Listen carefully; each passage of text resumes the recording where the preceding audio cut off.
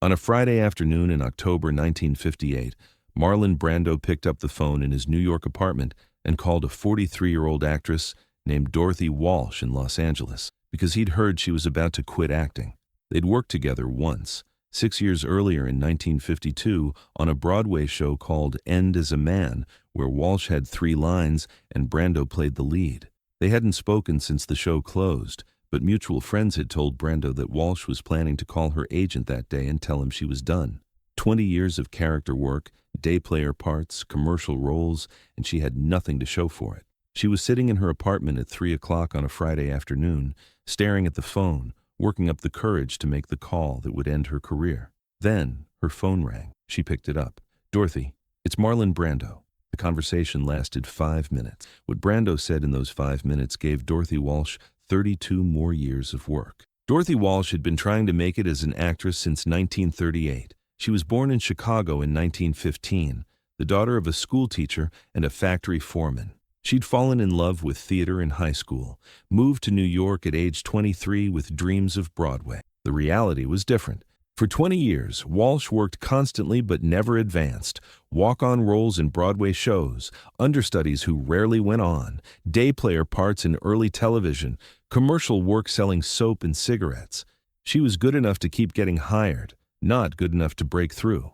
By 1958, Walsh was 43 years old and exhausted. She'd been at it for 2 decades, still living in small apartments, still auditioning for one-line parts, still watching younger actresses get the roles she wanted. That Friday in October, Walsh woke up and decided she was done. No dramatic moment, no final rejection, just the accumulated weight of 20 years of trying without succeeding. She was going to call her agent, Charlie Feldman, and tell him she was quitting, moving back to Chicago, finding a normal job, starting over. But first she sat in her apartment trying to find the words. How do you tell someone you're giving up on the thing you've worked toward your entire adult life? At 3 o'clock, before she could make the call, her phone rang. She almost didn't answer. She was too fragile, too close to tears. But on the 4th ring, she picked up. "Hello? Dorothy, it's Marlon Brando." Walsh blinked. She hadn't heard that voice in 6 years. "Marlon? I heard you're thinking about quitting." Walsh sat down hard in the chair by the phone. "Who told you that?" "Sarah mentioned it." Sarah Coleman was an actress they'd both worked with. "Said you were planning to make the call today." "I am." "Why today?" "Because I'm tired. Because I've been doing this for 20 years and I have nothing to show for it." "You have 20 years of work. That's something." "It's not enough." Brando was quiet for a moment. Then he said, "Don't quit on Friday." "What?" "Don't quit on Friday. Everyone quits on Friday when they're tired and angry and the week's been hard. If you still want to quit on Monday morning, quit then. But don't make that decision today." Walsh stared at the wall. "That's it? That's your advice?" "That's it. Don't quit on Friday. Sleep on it. See how you feel Monday." "What if I feel the same on Monday?" "Then quit Monday." "But I don't think you will."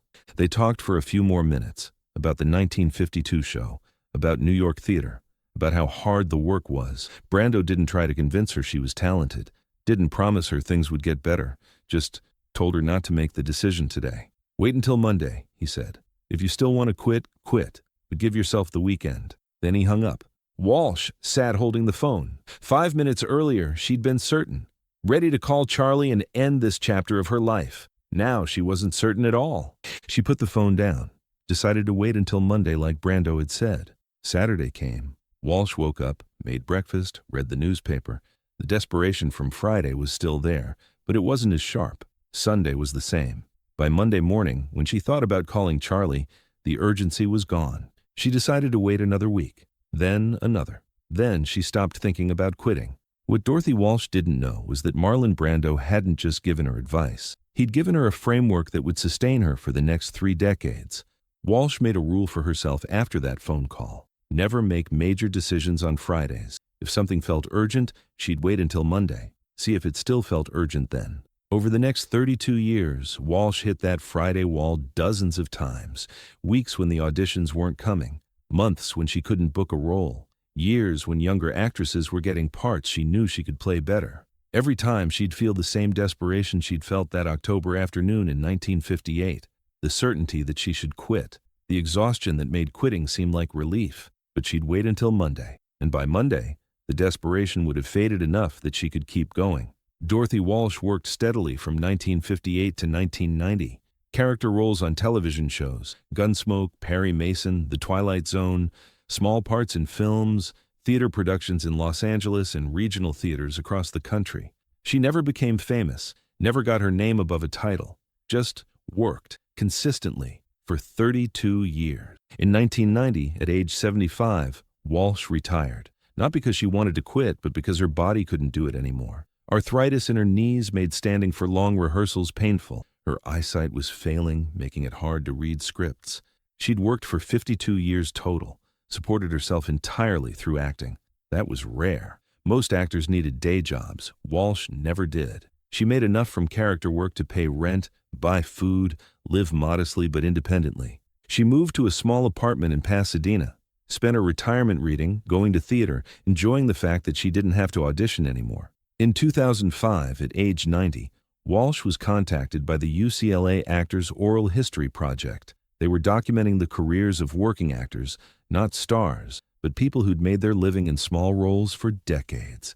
The interviewer, a film student named Michael Torres, came to Walsh's apartment with a tape recorder. They talked for 3 hours about her career, the Broadway shows, the television work, the lean years and the steady years. Near the end of the interview, Torres asked, "You worked for over 50 years. Did you ever think about quitting?" Walsh smiled. "Once. October 1958. I was sitting right here in this chair.